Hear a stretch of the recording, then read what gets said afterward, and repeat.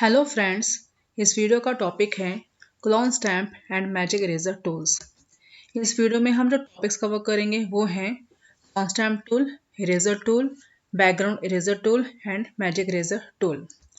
First बात करते हैं क्लोन स्टैम्प टूल की। Photoshop clone stamp tool allows you to duplicate part of an image.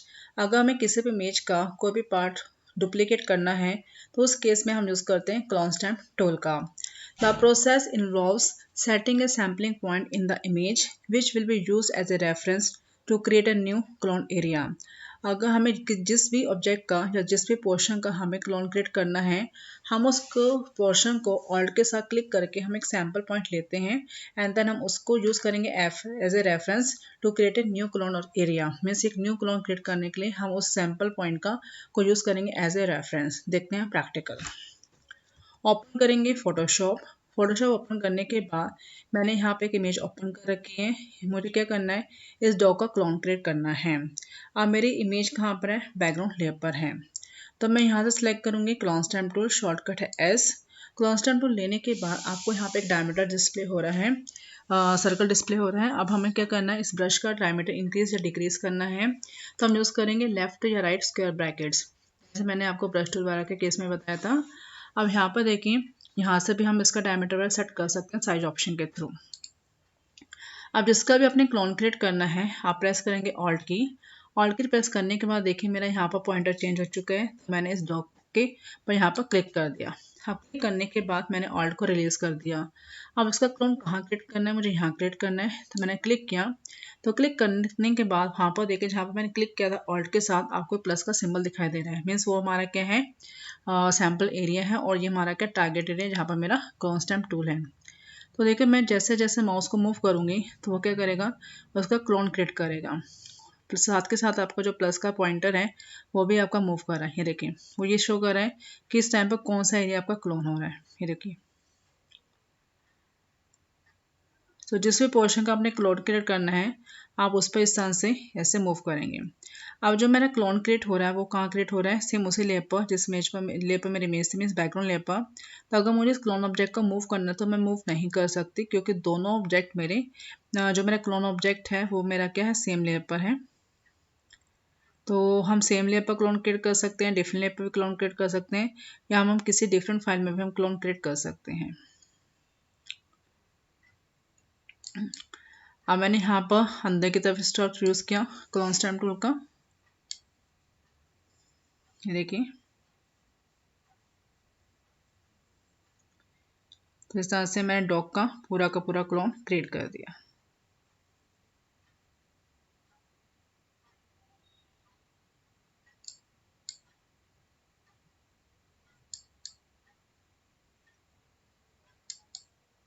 Okay. अब मुझे किसी डिफरेंट फाइल में इसका क्लोन क्रिएट करना है तो वो भी हम कर सकते हैं डिफरेंट लेयर पर। अब मैं इसे अंडू करूँगी। अंडू करने के बाद मैंने यहाँ पे एक न्यू लेयर इंसर्ट की। अब न्यू लेयर इंसर्ट करने के बाद मैं बैकग्राउंड लेयर पर आई। मेरे इमेज कहाँ पर है, बैकग्राउंड लेयर पर। मैंने ऑल्ट के साथ क्लिक किया इसका क्लोन सैंपल लेने के लिए। फिर मैं लेयर नंबर 1 पर आई। और लेयर नंबर 1 पर आने के बाद मैं कहीं भी क्लोन क्रिएट कर सकती हूँ। ये देखिए, क्योंकि मैं डिफरेंट लेयर पर वर्क कर रही हूँ। और उसके बाद मैं इसको मूव कर सकती हूँ मूव टूल के थ्रू। तो जहाँ पे मुझे क्लोन ऑब्जेक्ट को सेट करना है तो मैं उसको मूव टूल के थ्रू मूव करके मैं कहीं भी उसको प्लेस कर सकती हूँ। जैसे मैंने बताया कि क्लोन हम किसी भी लेयर पर कर सकते हैं या किसी फाइल में कर सकते हैं। तो इस टाइम पर मैं जो प्लस का पॉइंटर मैं उसको देख रही हूँ कि वो मेरा कहाँ का मूव कर रहा है। तो जहाँ मेरा प्लस का पॉइंटर होगा उसी एरिया के ही आपको क्लोन क्रिएट कर देगा।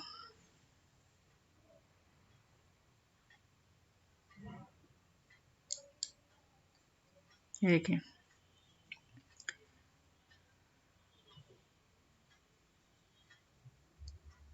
तो मेरा क्लोन क्रिएट हो चुका है।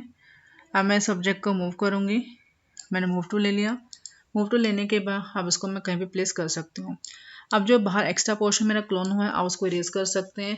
किसी भी सिलेक्शन में आता है उसको सिलेक्ट करके डिलीट कर सकते हैं। या फिर जब हम क्लोनिंग करें, क्लोनिंग करते टाइम आप प्लस पॉइंटर का प्रॉपर ध्यान रखें। आप एज से मूव करेंगे तो बाहर का पोर्शन आपका क्लोन नहीं होगा। अब नेक्स्ट देखते हैं क्लोन का एग्जाम्पल। अब मैं एक सेकेंड इमेज ओपन करूँगी यहाँ पर।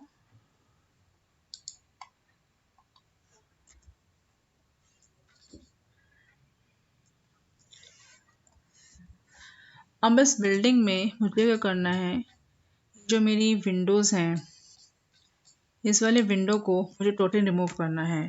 इसको रिमूव करने के लिए अगर मैं इस वॉल का क्लोन यहाँ पर क्रिएट कर दूंगी तो ये मेरी विंडो रिमूव हो जाएगी। तो मैंने क्लोन स्टैम्प टूल ले लिया। क्लोन स्टैम्प टूल लेने के बाद क्लोन स्टैम्प टूल को पैचेस ऐड कर देता हूँ। उन पैचेस को बाद में हीलिंग ब्रश टूल से करेक्ट कर देंगे। मैंने ऑल्ट के साथ यहाँ पर क्लिक किया सैम्पल लेने के लिए और देखो यहाँ पर मैंने जो वॉल थे उसका क्लोन क्रिएट कर रही हूँ। जब मैं उसका क्लोन क्रिएट करूँगी तो जो मेरी विंडो है वो मेरी अपने आप यहाँ से हाइड हो जाएगी। अगेन मैंने ऑल्ट के साथ क्लिक किया सैम्पल लेने के लिए, ये देखिए। तो इस तरह से क्या करेंगे, हम धीरे धीरे इसका क्या करेंगे, क्लोन क्रिएट कर देंगे। अब जो टॉप में प्रॉपर थोड़ा सा आपका ब्लैक कलर ऐड हो गया है उसको मैं अभी रिमूव करती हूँ। पहले मैं इसका क्लोन कर दूँ। इस तरह से क्लोन स्टैम्प टूल के थ्रू हम किसी भी ऑब्जेक्ट की डुप्लीकेट कॉपी क्रिएट कर सकते हैं। आपने किसी पोर्शन को ऐड करना है, किसी को रिमूव करना है तो क्लोन स्टैम्प टूल के थ्रू आप इजीली उसको कर सकते हैं। अब मैंने यहाँ पर ऑल्ट के साथ क्लिक किया। ऑल्ट के साथ क्लिक करने के बाद देखें यहाँ पर जब मैं मूव कर रही हूँ तो मुझे प्रीव्यू शो हो रहा है। तो मैं इसको लाइन के साथ लाइन को मैच करूँगी इस तरह से। अगेन मैंने ऑल्ट के साथ क्लिक किया ताकि जो मेरा टेक्सचर है वो प्रॉपर यहाँ पर मेंटेन हो जाए। देखिए फिर मैंने ऑल्ट के साथ यहाँ पर क्लिक किया। अब मैं यहाँ से स्ट्रेट जाऊँगी, ये देखिए।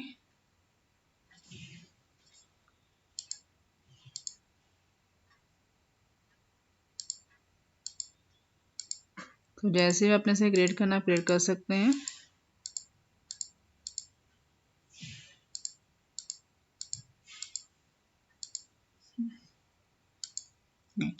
अब मुझे इसका क्लोन क्रिएट करना है तो मैंने यहाँ क्लोन कर दिया। अब जो पैचेस हमारा ऐड हो गए हैं वहाँ पर हम यूज़ करेंगे healing brush tool. Healing brush tool लेने के बाद मैंने इसका डायमीटर सेट किया। देन मैं ऑल्ट के साथ यहाँ पर क्लिक करूँगी एक सैम्पल लेने के लिए। एंड जो भी मेरा टेक्सचर यहाँ से हाइड हो गया था, अब उस टेक्सचर को मुझे प्रॉपर मेंटेन करना है तो मैंने यहाँ पर हीलिंग ब्रश टूल के थ्रू उसे भी यहाँ पर क्रिएट कर दिया। अब यहाँ पर थोड़ा सा मेरा प्रॉब्लम है। अगेन मैंने क्लोन स्टैम्प टूल ले लिया। क्लोन स्टैम्प टूल लेने के बाद मैं ऑल्ट के साथ यहाँ क्लिक करूँगी। अब जो भी गैप है ब्लैक कलर का, हमें इस गैप को भी प्रॉपर फिल करना है। ये देखिए यहाँ से हमारा बनेगा। अगेन मैंने ऑल्ट के साथ क्लिक किया। हमें क्या करना है, बार बार सैंपल लेना है ताकि हमारा जो क्लोन है वो सही से क्रिएट हो जाए। अगेन मैंने ऑल्ट के साथ क्लिक किया एक सैंपल लेने के लिए, ये देखिए।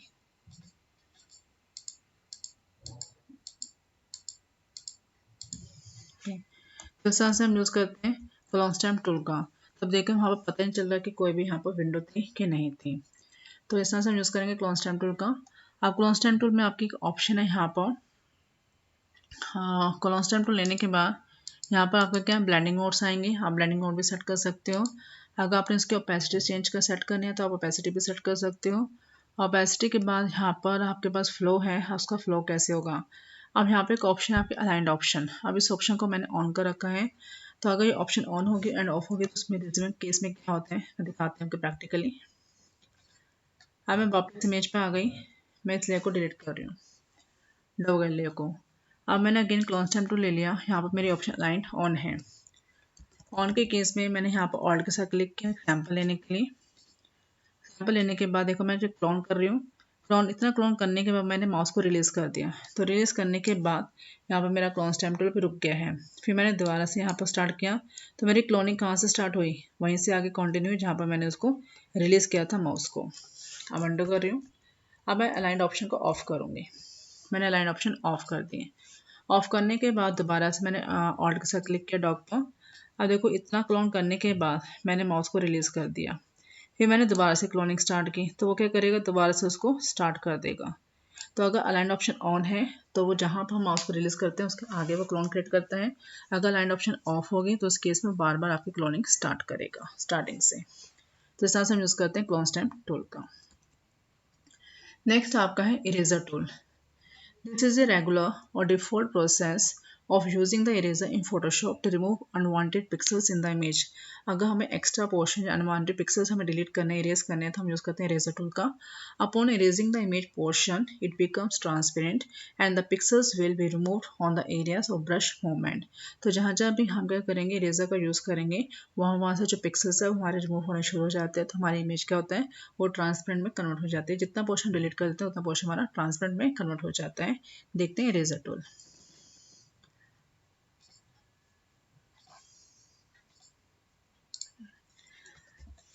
फाइल ओपन में गए, मैंने इस बर्ड को इमेज को ओपन कर दिया। अब इमेज हमारी किस पर है, बैकग्राउंड लेयर पर, और हमारा बैकग्राउंड में कौन सा कलर है, ब्लैक कलर। मैं सिलेक्ट करूंगी इरेजर टूल। इरेजर टूल की शॉर्टकट है ई। इरेजर टूल लेने के बाद मैंने इसका भी डायमीटर इंक्रीज कर दिया, वही लेफ्ट और राइट स्क्वायर ब्रैकेट्स के थ्रू। अब देखो मुझे इस पोर्शन को इरेज करना है, तो जब मैं इरेजर टूल का यूज़ कर रही हूँ तो क्या हो रहा है, मेरी इमेज वो जो इमेज के पिक्सल्स है वो इरेज तो हो रहे हैं बट किसके साथ रिप्लेस हो रहे हैं, बैकग्राउंड कलर के साथ। तो अगर हम किसी बैकग्राउंड लेयर पर इरेजर टूल का यूज़ करते हैं तो उस केस में क्या होता है, इमेज के पिक्सल्स आपके इरेज होकर बैकग्राउंड कलर के साथ आपके कन्वर्ट हो जाते हैं, चेंज हो जाते हैं। अब मैं अंडू करूँगी।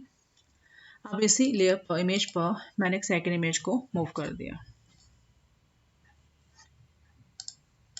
फोटो लिया, यहाँ से मैंने इसको यहाँ पर ड्रॉ कर दिया। अब मुझे करना है इसका जितना भी बाहर वाला पोर्शन उसको इरेज करना है। अब मेरी इमेज कहाँ पर है, लेयर नंबर 1 पर है। तो मैंने अगेन इरेजर टूल ले लिया। इरेजर टूल लेने के बाद अब देखो जब मैं इरेजर यूज़ कर रही हूँ तो क्या इरेज हो रहा है, इमेज के पिक्सल इरेज हो रहे हैं और वहाँ से जो मेरा पोर्शन वो ट्रांसपेरेंट हो रहा है, मीन्स मुझे बैकग्राउंड इमेज यहाँ से विजिबल है। अब इरेजर मेरे बहुत ज़्यादा शार्प है, तो इरेजर आपके दो टाइप के होते हैं, soft and hard eraser. Soft eraser ये आपकी है, सॉफ्ट इरेजर से जब इरेज करते हैं तो एजेस हमारे प्रॉपर इस तरह से स्मूथ हो जाते हैं। अगर आप हार्ड इरेजर लेंगे तो हार्ड इरेजर के केस में जो एजेस वो आपके शार्प होंगे, जैसे मैं प्रीवियसली यहाँ पर आप इरेज कर रही थी। तो आपने सेलेक्ट करना है कि इरेजर आप सॉफ्ट इरेजर यूज़ करना चाहते हैं या हार्ड इरेजर यूज़ करना चाहते हैं। तो अगर हम बैकग्राउंड लेयर पर इरेजर का यूज़ करते हैं तो बैकग्राउंड लेयर पर इमेज के जो पिक्सल्स हैं वो आपके बैकग्राउंड कलर के साथ रिप्लेस हो जाते हैं। अगर उसके अलावा हम किसी भी डिफरेंट लेयर पर इरेजर टूल का यूज़ करते हैं तो इमेज के जो पिक्सल्स हैं वो आपके ट्रांसपेरेंट हो जाते हैं, जैसे मैंने आपको करके दिखाया। तो ट्रांसपेरेंट केस में जो भी उसके बैकग्राउंड में इमेज होगी वो आपकी विजिबल हो जाएगी। तो इस तरह से यूज़ करते हैं इरेजर टूल का। नेक्स्ट आपका है background eraser tool. This tool is specially use to alter the background to solid colour और make the background transparent for image and layers as required. Background eraser tool का हम use करते हैं backgrounds को erase करने के लिए, ताकि हम उसको कोई भी सॉलिड कलर फिल कर सकें। यहाँ उसके बैकग्राउंड में अगर हमें किसी भी इमेज को रखना है तो वो भी हम इमेज रख सकते हैं। तो बैकग्राउंड इरेजर टूल क्या करता है, जो ओरिजिनल इमेज है जहाँ से हम उसको इरेज करेंगे तो उतने पोर्शन आपके ट्रांसपेरेंट में कन्वर्ट हो जाते हैं, जिसके थ्रू हमें बैकग्राउंड इमेज विजिबल हो जाती है। देखते हैं प्रैक्टिकल।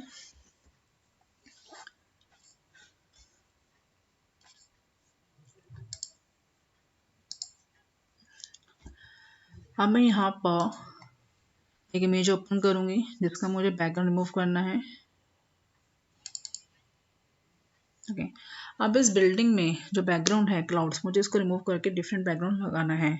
तो मैं सिलेक्ट करूंगी बैकग्राउंड इरेजर टूल का। अब बैकग्राउंड इरेजर टूल लेने के बाद अब यहाँ पर देखिए मेरी इमेज किस में, बैकग्राउंड लेयर पर है जो कि लॉक है। बैकग्राउंड इरेजर टूल लेने के बाद मैंने इसका डायमीटर इंक्रीज किया। अब मैं इसको यहाँ पर यूज़ करूँगी। तो जैसे मैंने क्लिक किया तो क्लिक करते ही मेरी इमेज के पिक्सल ट्रांसपेरेंट पिक्सल में कन्वर्ट हो गए हैं और आपकी जो बैकग्राउंड लेयर है वो आपके अनलॉक हो जाएगी और लेयर 0 में कन्वर्ट हो जाएगी। तो मैंने यहाँ पर इस तरह से इमेज के जो भी बैकग्राउंड है मैं इसको इरेज कर रही हूँ। ये देखिए अब जब मैं इरेज कर रही हूँ तो मेरी जो बिल्डिंग है, जब मैंने वहाँ पर इसको मूव किया तो मेरी बिल्डिंग भी इरेज हो रही है। तो जब हम इसको यूज़ करेंगे बैकग्राउंड इरेजर टूल को जिस भी ऑब्जेक्ट पर या जिस भी पिक्सल पर, तो सारे पिक्सल आपके इरेज हो जाएंगे। अब यहाँ पे आपके पास 3 ऑप्शंस आती हैं, sampling continuous, sampling once and sampling background swatch. अब जैसे मैंने कहा कि जिस भी इमेज पोर्शन पर मैं इरेजर को रिमूव करूँगी मेरा पोर्शन इरेज हो जाएगा, क्योंकि मैंने सैम्पलिंग कॉन्टिन्यूस ऑप्शन सेलेक्ट कर रखी है। सैम्पलिंग कॉन्टिन्यूस में क्या होता है, कॉन्टिन्यूस से जिस भी कलर पर हम मूव करेंगे वही कलर वो आपका इरेज कर देगा। अब मैं चाहती हूँ इससे मेरा ब्लू कलर रेज हो, जिसमें मैं फर्स्ट टाइम क्लिक करता हूँ सिर्फ वही रेज हो। जब तक मैं माउस को रिलीज नहीं करती तो मैं यूज़ करूँगी सैम्पलिंग वंस का। तो मैंने यहाँ से सैम्पलिंग वंस ऑप्शन ऑन कर दी। अब सैम्पलिंग वंस करने के बाद मैंने ब्लू कलर पर क्लिक किया।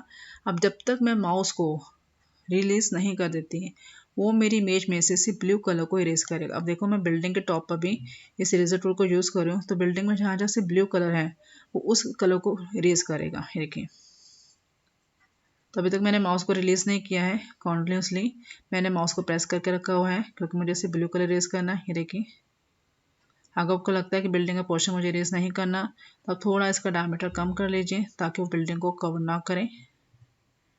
मुझे कंसेप्ट समझाना है इसलिए मैं थोड़ा बिल्डिंग को भी कवर कर रही हूँ।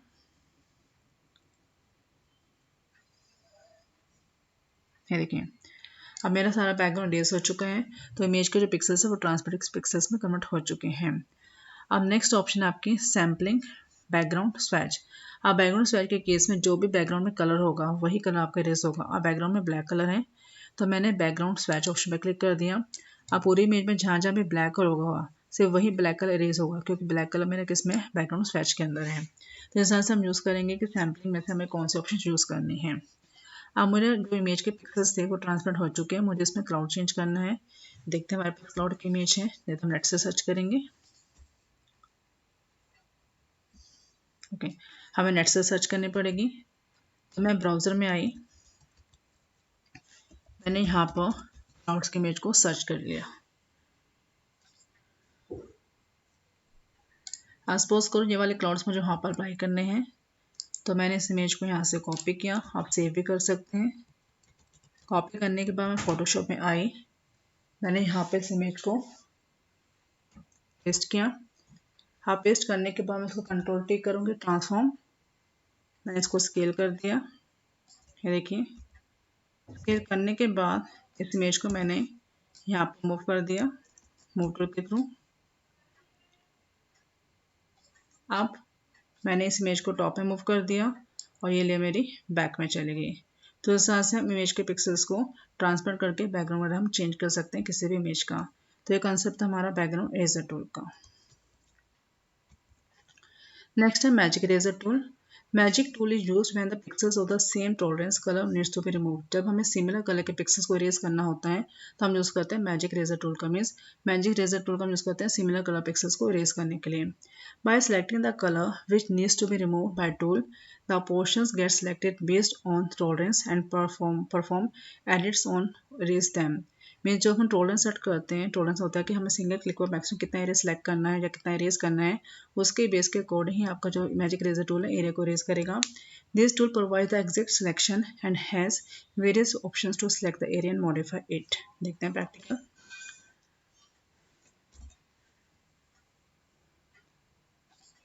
अब मैंने इस इमेज को यहाँ पर ओपन किया। ओपन करने के बाद इस इमेज में क्या है, आपका जो बैकग्राउंड है वो वाइट कलर का है, तो मुझे इस बैकग्राउंड को इरेज करना है। तो मैंने मूव टूल लिया। मूव टूल लेने के बाद मैंने इस इमेज को यहाँ पर मूव कर दिया। अब देखो यहाँ पर मुझे इसको सिलेक्ट करना है। तो मेरा जो बैकग्राउंड वो वाइट कलर का है तो मैं सिलेक्ट करूँगी, मेरा काफ़ी टाइम वेस्ट हो जाएगा। तो इससे बेस्ट है मैं सिलेक्ट करूँगी मैजिक इरेजर टूल, जो इसका हम यूज़ करते हैं सिमिलर कलर पिक्सल्स को इरेज करने के लिए। और मैंने यहाँ पर क्लिक कर दिया। तो क्लिक करते ही देखो उसने जितना भी वाइट कलर था वो टोटली उसने इरेज कर दिया। अब यहाँ पे एक ऑप्शन आती है, जैसे आपके मैजिक वैन टूल के अंदर था टॉलरेंस ऑप्शन। टॉलरेंस का मतलब होता है सिंगल क्लिक पर हमें मैक्सिमम कितना एरिया इरेज करना है। तो हम यहाँ पर टॉलरेंस ऑप्शन सेट करेंगे। मैंने जो ऑप्शन यूज़ किया 32, तो मैंने यहाँ पर क्लिक किया, क्लिक करते इरेज हो गया। फिर मैंने इसे कंट्रोल किया, ट्रांसफॉर्मेशन करने के बाद मैंने इसको स्केल कर दिया और मूव टूल के थ्रू मैंने इसको यहाँ पर प्लेस कर दिया। ये देखिए, तो इस तरह से हम यूज़ करते हैं मैजिक इरेजर टूल का। नेक्स्ट है शॉर्टकट्स। क्लोन स्टैम्प टूल के शॉर्टकट है S, eraser tool, background eraser tool and magic eraser tool. Shortcuts है ई। अगर हमें तीनों टूल्स के बीच में स्विच करना है तो हम यूज़ करते हैं शिफ्ट प्लस ई। तो नेक्स्ट वीडियो के अंदर मैं बताऊंगी आपको नेक्स्ट कंसेप्ट के बारे में।